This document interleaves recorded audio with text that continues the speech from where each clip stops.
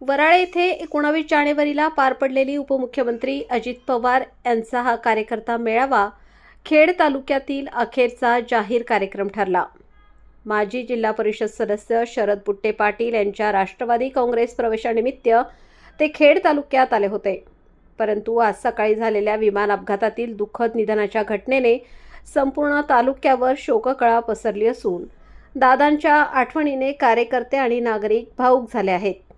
खेड तालुका हा पवार घराण्याच्या विचारसरणीने चाललेला तालुका आहे।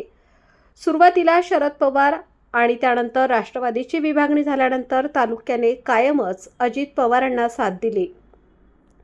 वराळे येथे झालेल्या कार्यक्रमावेळी अजितदादांनी त्यांच्या भाषणात नेहमीच्या शैलीमध्ये तुफान फटकेबाजी केली होती। यावेळी त्यांनी विरोधकांना कानपिचक्या देखील दिल्या होत्या।